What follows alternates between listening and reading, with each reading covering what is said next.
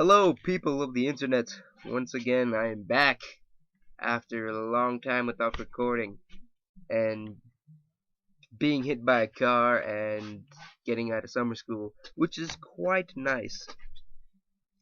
Let's start with Dash Dreams, and I might do another one of shipping and handling later.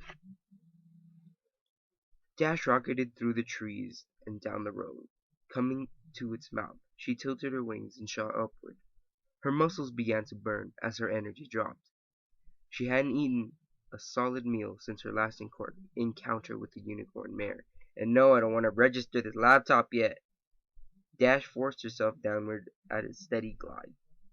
She finished the trip at a fraction of her previous speed, on the ground kicking herself for being childish enough to waste her energy.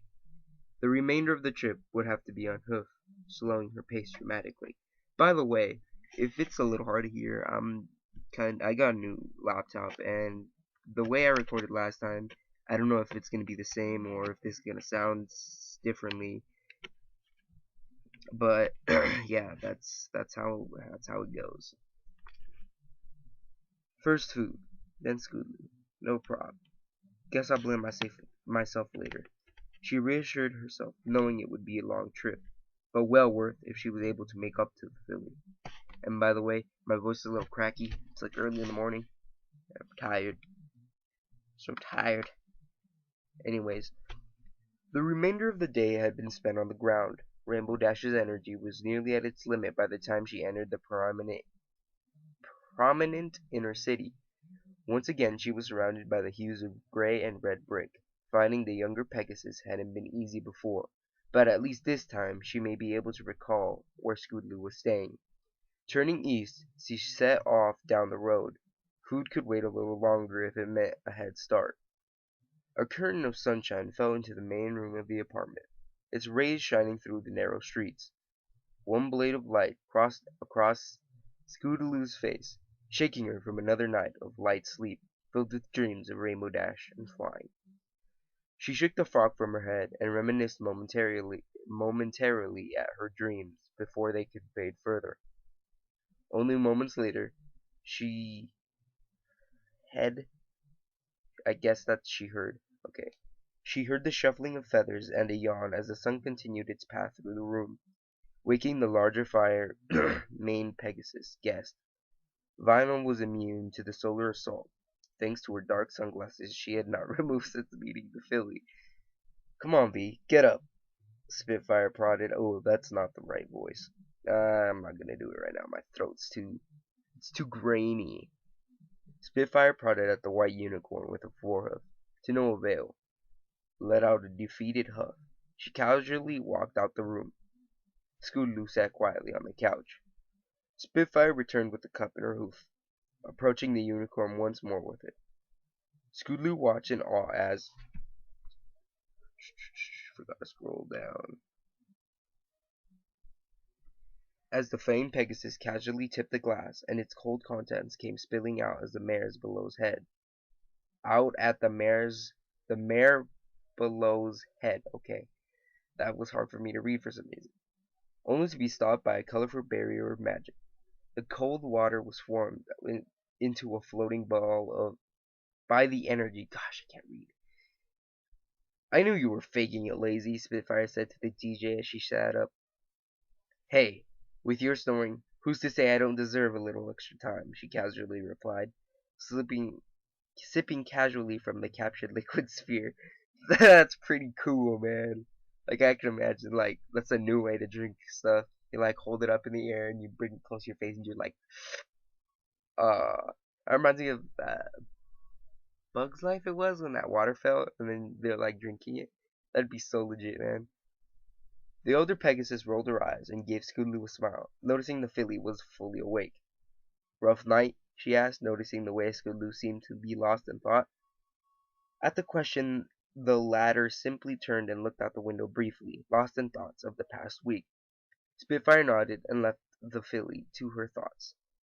They're so alike, they don't even see it, she thought to herself, remembering the way Rainbow Dash could slip into thoughts with the same blank expression Ending up in Vinyl's apartment again was something the Flame Pegasus hadn't expected a few days ago, but was happy to oblige. Finding her lost her crew in the meantime was bonus on its own. I'll have to remember to thank the pony who tipped me off later. I think I might have missed that. Scooter continued to stare blankly at the window. The street below was beginning to fill with ponies going on about their daily lives. Busy and content, they marched through the streets.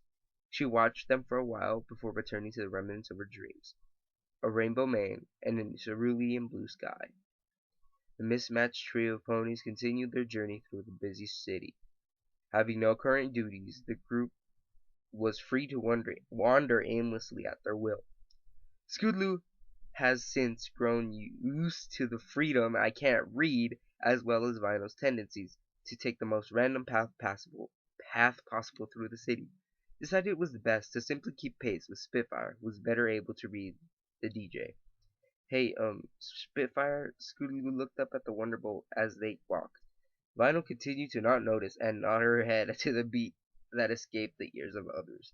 Yeah, kid, I've been thinking. Wait, where's that from?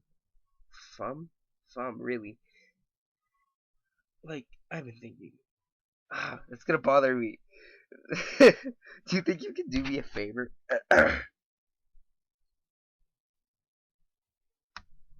Spitfire turned her head to the filly. Sure thing. What do you need? Do you think you could help Rainbow Dash? She really wants to be a Runderbolt. Oh, jeez. Jeez, man. Can't read. Really, she thought it over. That's a big request for you. And you want to make it even after all this? Well, yeah, I think so. That's what she always wanted. Now I don't want to get in her way. She spoke softly as she thought more deeply as the answer she gave. Spitfire extended off a wing over the orange Pegasus. Is that what you think? I think so, suddenly unsure of herself. Well, what if I told you she already made it in? Scooby looked quickly at the other mirror. So she's going to be a Wonderbolt? She asked excitedly, quickly regaining her culture. No, well, not exactly. She didn't show up for training. The message made it sweet to her. What? Why? So she's ever talked about it. For you. A new voice came from behind the group. I turned the face direction and found standing behind a disheveled Rainbow Dash, clearly exhausted as her mane was swept in various directions. Her ruby eyes outlined by dark circles and heavy lids, her face wore an expression of contentment, which finally finding her younger former friend. What does that remind me of? That reminds me of the movie somewhere. I don't remember the movie.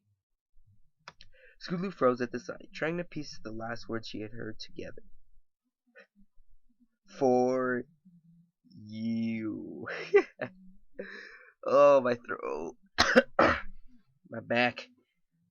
Rick, my leg. She turned to look at Spitfire, who only smiled back down at her. I think you two need to talk.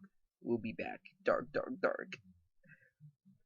Before an argument could be made, she turned and walked off to Vinyl, the DJ watching cautiously back through the dark lenses of her glasses. The two ponies stood in an uncomfortable silence for a short while. Scootaloo shifted awkwardly. Rainbow Dash was the first to break the silence. I'm really sorry. You gave up being a Wonderbolt? The filly's mind was still trapped in a loop. It didn't seem to make sense to her. I had to come get you. You gave up being a Wonderbolt? Scootaloo stood motionlessly, staring down the rainbow Pegasus with glass eyes offering a painful stare. Dash had to look away. I don't. The filly stumbled through her thoughts as the scene sank, and finally she took in a breath and steadied her nerves. I'm sorry too. I guess I overreacted a little. It's okay, Squirt. You did what I would have, really, but better. I wouldn't have lasted a day out here. So you don't want me gone? What? No, listen, never. I didn't know. I was acting like a featherbrain, and I do now. You can come home now. Back to your friends, your life. I'll be there. Scootaloo looked back at the direction of Spitfire and Vinyl, who were talking at an earshot. Vinyl was attempting to watch Scootaloo, her face bore a crestfallen expression, though nobody could see it. the eyes hidden behind the dark lens are welling up with tears at the thought of losing her newest friend so soon. I can't. I can't go back with you. Rainbow Dash looked in the direction of the other mares.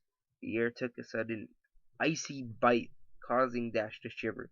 Her mane felt like it had lost its bright luminescence. Oh yeah, I forgot. Vinyl has been helping me a ton. I can't just leave. What about your old friends? Every pony is worried about you.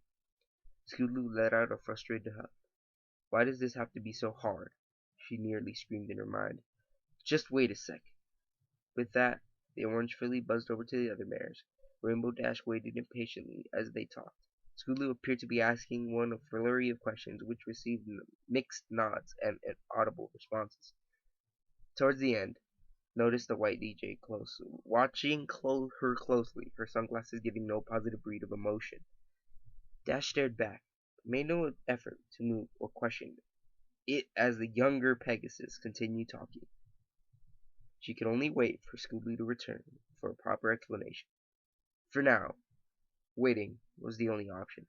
Once again.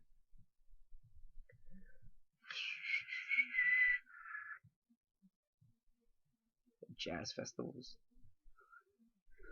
Oh well, that's the end of the story. Not the end of the story, but you know, the end of this reading. Anyways, I want to know if you guys would like if guys and girls, mares and fillies and gentle colts and stallions, would like.